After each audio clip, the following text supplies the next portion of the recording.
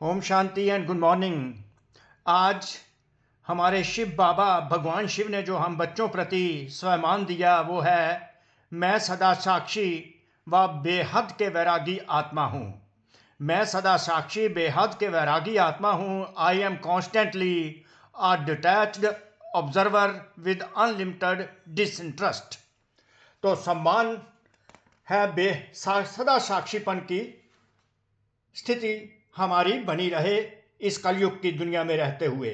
तो वरदान है, कलयुगी दुनिया के दुख शांति का नजारा देखते हुए सदा साक्षी व बेहद के वैरागी भव। सदा साक्षी व बेहद के वैरागी भव। कौन सी आत्माएं जो इस कलयुगी दुनिया में दुख शांति का नजारा साक्षी होकर देखती हैं और बेहद की वैरागी ऑटोमेटिकली बन जाती हैं।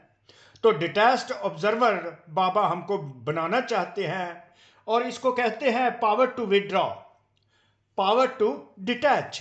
तो सर्वशक्तिवान शिव बाबा भगवान शिव हमको मास्टर सर्वशक्तिवान बनाने के लिए अष्ट शक्तियों से हमें अवगत कराते हैं। तो अष्ट शक्तियां हमको देते हैं। 8 powers of the soul, 8 powers of the soul जो हम में डॉर्मेंट पड़ी हुई हैं उनको अवेकन करते हैं। तो आत्मा की अष्ट शक्तियों में से सबसे पहली शक्ति जो है वो डिटैच्ड ऑब्जर्वर की है, पावर टू विड्रॉ है। तो अगर हम कोई भी परिस्थिति आती है, कोई भी परिस्थिति आती है, कोई लोग आते हैं, कोई लोगों का बिहेवियर आता है, कोई तन का कर्म भोग भी आता है, अगर उसका हम पर कोई असर ना पड़े तो हम डिटैच्ड ऑब्जर्वर हैं। अगर हम ऐसी परिस्थिति को किसी व्यक्ति के बिहेवियर द्वारा, अपने कर्म भोग द्वारा हम पर कोई भी असर ना पड़े तो इसको हम कहते हैं डिटैच्ड ऑब्जर्वर। तो डिटैच्ड ऑब्जर्वर की स्थिति एक ऐसी शक्ति है जिस प्रकार कहते हैं सर्वशस्त्रमयी श्रोमणी गीता, उसी प्रकार सर्वशस्त्रमयी श्रोमणी गीता कहते हैं, उसी प्रकार सर्व शक्तियों की जो माता है वो है साक्षीपन। अगर सर्व शक्तियों में से सबसे पहली शक्ति साक्षीपन की है तो ऑटोमेटिकली बाकी 7 शक्तियां जो है हम में धारण करनी आसान हो जाती हैं। तो सारी मेहनत जो है वो साक्षीपन की स्थिति पर ही है, साक्षीपन की शक्ति पर ही है। यह बहुत ही शक्तिशाली शक्ति है। तो इसे हमें कल्टीवेट करना है।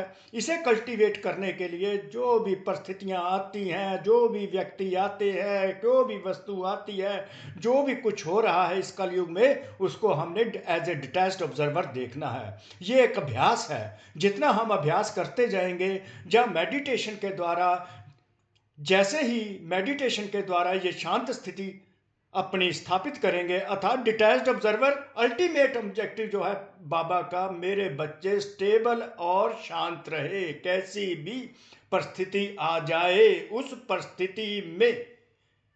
परिस्थिति का कोई भी प्रभाव ना रहे, अर्थात stable and peaceful, stable and peaceful. तो सर्व शक्तियों का अल्टीमेट एम है स्टेबल एंड पीसफुल, जिसका असर हमारी आत्मा पर ना पड़े और हमारी आत्मा शक्तिशाली बन जाए। तो बाबा के महावाक्य हैं, इस कलयुगी दुनिया में कुछ भी होता है लेकिन आपकी सदा चढ़ती कला है। इस कलयुगी दुनिया में दुख अशांति है। तो बाबा कहते सारा दिन तुम देखते हो, फिर भी बाबा हमको प्रिपेयर करना चाहते हैं to face this iron aged world. तो सदा चढ़ती कला है तुम्हारी। बाबा का ज्ञान ही हमको चढ़ती कला की ओर ले जा रहा है, अर्थात बाबा हमको संपूर्ण पवित्र बनाते जा रहे हैं। संपूर्ण पवित्रता ही चढ़ती कला का साधन है। और चढ़ती कला अर्थात जीवन में रहते हुए, परिस्थितियों के होते हुए, डिफरेंट प्रकार के वैरायटीज व्यक्तियों के बिहेवियर में आते हुए हम पर उसका कोई भी असर ना पड़े, ये चढ़ती कला है। हम उड़ती कला में रहें और जीवन में रहते खुशी का अनुभव करते रहें, सुख का अनुभव करते रहें। इस कलयुगी दुनिया में कुछ भी होता है लेकिन आपकी सदा चढ़ती कला है। You are on the ascending stage. दुनिया के लिए हाहाकार और आपके लिए जय जयकार है। आप किसी भी परिस्थिति से घबराते नहीं। कैसे बाबा आपको प्रिपेयर कर रहे हैं? क्योंकि आप पहले से ही तैयार हो। बाबा पहले से ही फाइनल पेपर के लिए तैयार कर रहे हैं ताकि मेरे बच्चे सदा स्टेबल रहें। स्टेबिलिटी मीन शक्ति, स्टेबिलिटी मीन डिविनिटी। तो स्टेबल करने के लिए बाबा कहते तुम घबराते नहीं कैसी भी परिस्थिति हो, क्योंकि आप पहले से ही तैयार हो, पहले से ही तैयार हो। साक्षी हो कर हर प्रकार का खेल देख रहे हो। कोई रोता है, चिल्लाता है, साक्षी होकर देखने में मजा आता है।